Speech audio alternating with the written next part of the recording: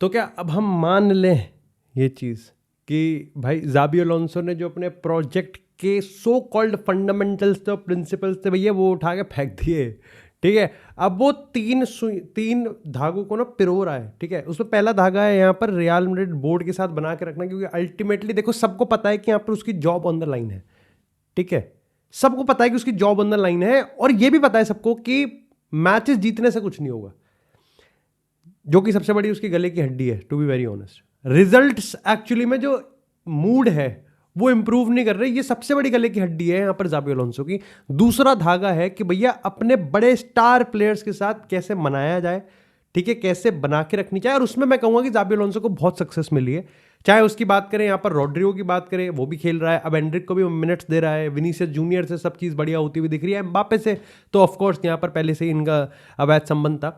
तीसरा धागा है रिजल्ट्स, ठीक है, कि रिजल्ट्स आने स्टार्ट हो रहे हैं, जैसे तैसे करके कर रहा है। देखो सिंपल सी बात है, जो गेम वो जीता है, चाहे हम बात करें अलवस की, चाहे बात करें हम तालावेरा की, दोनों में से अगर कहीं भी, अगर तालावेरा वाला गेम अगर वो मतलब अब तो मैं कहूंगा कि दोनों में से कोई सा भी गेम वो हार जाता, भाई भूचाल आ जाता है यहाँ पर रियल मैड्रिड में।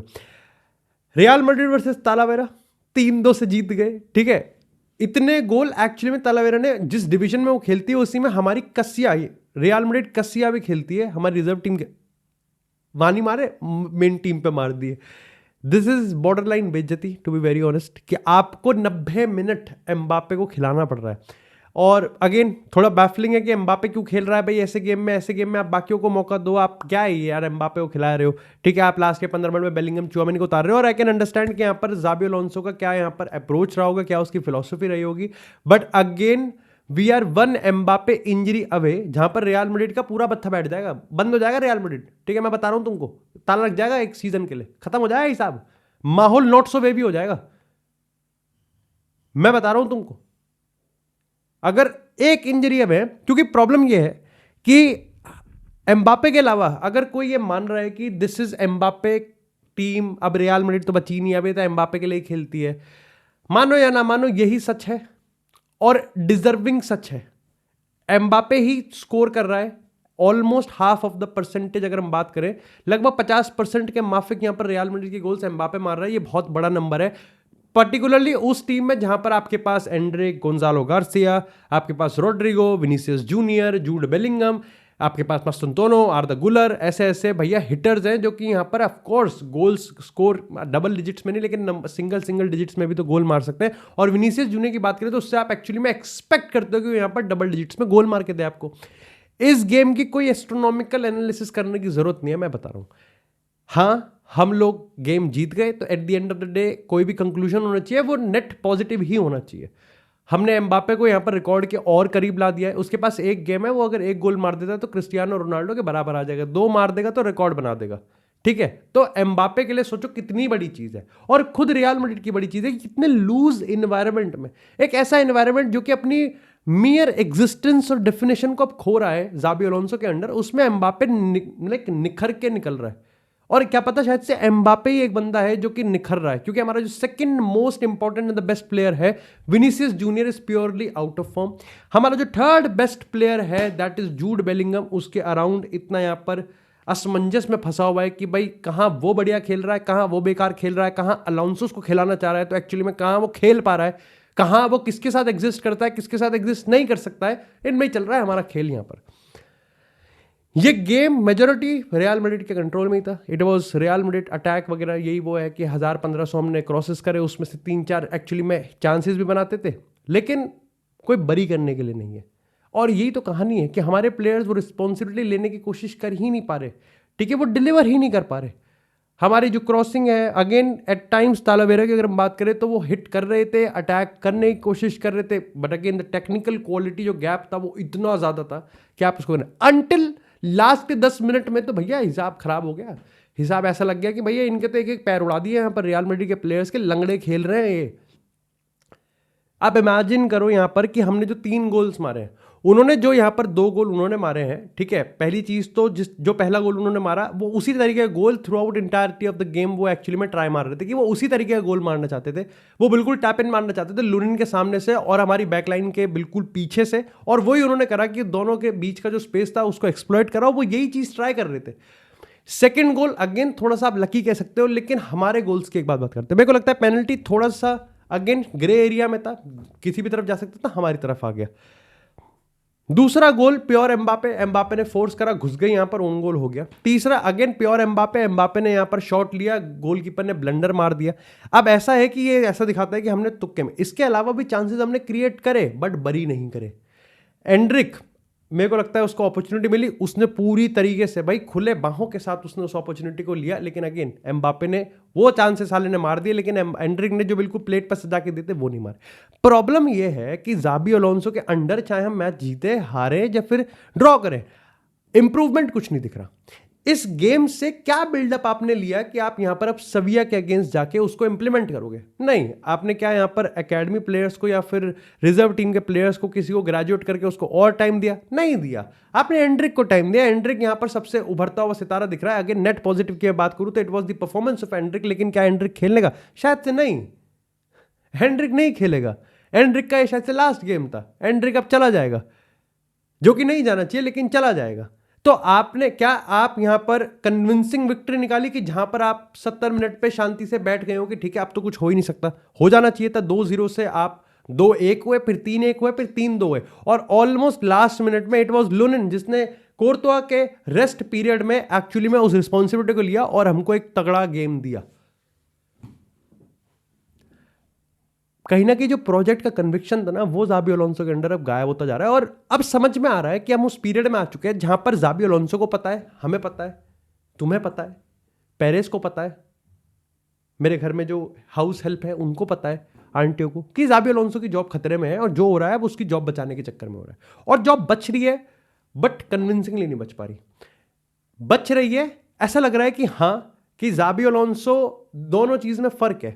जाबी अलोंसो रियल मैड्रिड को बहुत आगे ले जाएगा, और जाबी अलोंसो फिलहाल जो मैचेस जीत रहे हैं उसकी जॉब बची हुई है, उसमें फर्क है। अभी दूसरा वाला पार्ट हो रहा है कि जॉब बच रही है, बस सैक नहीं हो रहा है, वो बच रही है। ऐसा नहीं हो रहा कि टर्न अराउंड कर रहा है वो, ठीक है। ये उस वाले मैटर में बहुत डिफरेंस है। खैर, बात करते हैं यहां पर भैया, देखो रियल मैड्रिड वर्सेस बार्सिलोना, अब ऑफ द पिच थोड़ा गर्मा गर्मी बढ़ती जा रही है, ठीक है। उधर से फ्लोरेंटिनो पेरेज यहाँ पर ऑफिशियल राइटिंग में लिख के दे रहा है कि भाई ये तो बिगेस्ट स्कैंडल है। उधर से लेपोर्ता कह रहा है कि इनकी तो किलसी पड़ी है, जले पड़े हैं ये हमसे, कि हम यहाँ पर क्यों ला लीगा में टाइटल में लीड ले रहे हैं, हम क्यों इनको हराते रहते हैं, और इनका मुंह बन रखा है। तो दोनों प्रेसिडेंट की तरफ से अब यहाँ पर इनडायरेक्टली पूरी तरीके से एक दूसरे की छीछा करने पर उतरे हैं। और उतरे में क्योंकि यहाँ पर भैया टेस्टिफाई करवाया गया है 3 लोगों को, लेपोर्ता, अर्नेस्टो वेलवर्दे और यहां पर लुइस एनरिके। नेग्रेरा केस में भाई तीनों के रिकॉर्डिंग्स, तीनों के यहाँ पर स्टेटमेंट्स को रिकॉर्ड किया गया है। लेपोर्ता मोटा भाई तो खुद यहाँ पर कोर्ट में आके बैठे थे,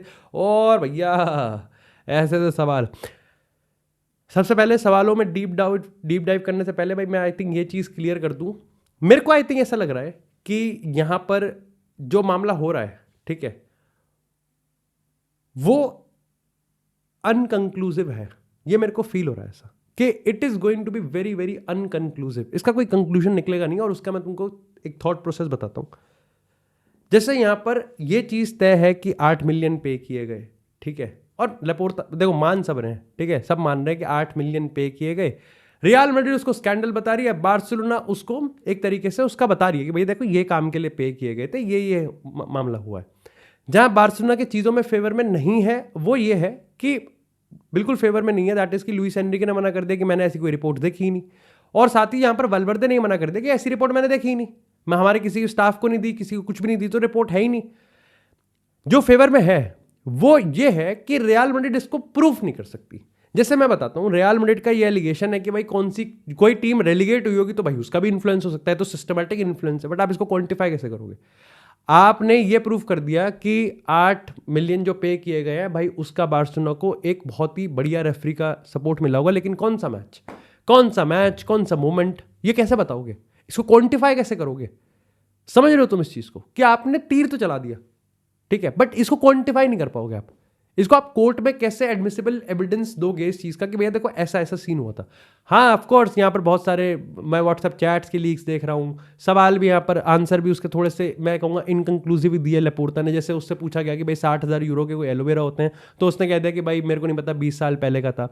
फिर उससे बहुत सारी चीज़ें पूछी गई, तो उसने कहा कि देखो ऐसा सीन है कि हमने कभी लोग लाइक उसने ज्यूरी ने उससे पूछा कि भाई कभी रिव्यू नहीं करा कि ये इतने पैसे दिए जा रहे हैं, 500,000 यूरोज आप साल में एक कंपनी को पे कर रहे हो, कभी इसको रिव्यू नहीं करा कि क्यों पे कर रहे हो, किस चीज़ के लिए पे हो रहे हैं। तो उसने कहा कि यहाँ पर ये पैसा इतना कम है कि बोर्ड ने कभी इसको रिव्यू नहीं करा, स्पोर्टिंग डिपार्टमेंट से रिक्वेस्ट आई और उन्होंने आपस में इसको अप्रूव करके छाप दिया और वो देते जा रहे थे। और लेपोर्टा थोड़ा सा लगा कि वो ऐसा कह रहा था कि मेरे से पहले वाले एडमिनिस्ट्रेशन में हो रहा था, मेरे को तो बस दिया गया है, मैंने स्टार्ट थोड़ी करा है। मैं जब ऑफिस में आया था तो ये ऑलरेडी चल रहा था और हमारे तक कभी ये चीज़, क्योंकि इतनी बड़ी पेमेंट थी ही नहीं। तो समझ रहे हो, अनकंक्लूसिव है। लेकिन रियल मैड्रिड भी जिस चीज़ की तरफ इशारा कर रही है उसको प्रूव करना बड़ा मुश्किल है। तो मैं वही चीज़ कह रहा हूँ कि यहाँ पर छीछा होगी और साफ दिख भी रहा है यहाँ पर कि रियल मैड्रिड, पर्टिकुलरली पेरेस की बात करें तो देखो उसका पॉलिटिकल गेम है ये कि भाई सिंपल सी बात है, यूएफए के अगेंस्ट लड़ाई थी, उसमें बार्सिलोना ने साथ छोड़ दिया, बेट्रियल है, ठीक है। वो अब इस मुद्दे को नहीं छोड़ेगा, अदरवाइज ये मुद्दा दब भी रहा था। ये मुद्दा जब ये दोनों साथ में यूरोपियन सुपर लीग में, ठीक है, साथ में थे, तब ये नेगरेरा वाला केस इतना उछाल में नहीं था, लेकिन रियल मैड्रिड इसमें एक्टिवली पार्टिसिपेट नहीं कर रही थी। अब एक्टिवली पार्टिसिपेट कर रही है, पार्टिसिपेट नहीं कर रही बल्कि पता नहीं कहाँ जा रही है, फीफा के पास चली गई कि भैया ये वो फलाना ढिमकाना। और बार्सिलोना की बात करें तो देखो वहां भी पॉलिटिक्स का गेम था कि वो यूएफए से भिड़ ही नहीं सकते थे। यूएफए बार्सिलोना को चैंपियन लीग से बाहर निकाल देती। अगेन भाई वो भी यूज करते, चैंपियन लीग वाले कहते हैं अच्छा सालो हमसे ही, मतलब हमारी थाली में खाओगे, हमसे ही पैसा कमाओगे, चैंपियन लीग में खेलोगे और फिर हमको ही बैक स्टेप करके यूरोपियन सुपर लीग खेलोगे।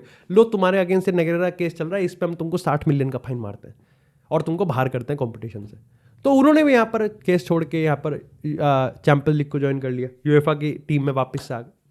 पॉलिटिक्स का गेम है, अनकंक्लूसिव है, मेरे को लगता है अनकंक्लूसिव है। बट अगेन ये सारे पॉलिटिक्स का गेम ये चीज़ डिनाई नहीं करता कि पेमेंट्स हुई है, वो ये नहीं प्रूफ कर पा रहे कि भैया देखो सही में ही हम तो लाइक ऐसा वो बता रहे हैं कि हमारे पास ऐसे रिपोर्ट्स बनती थी कि भाई रेफरी के रिगार्डिंग मतलब क्या करना चाहिए, क्या नहीं करना चाहिए, कंडक्ट कैसे रहता है, कौन सा रेफरी कैसा होता है, उसके अगेंस्ट कैसे आपको बिहेव करना चाहिए, ये मतलब कुल मिला के टीम के स्पोर्टिंग सपोर्ट ही था।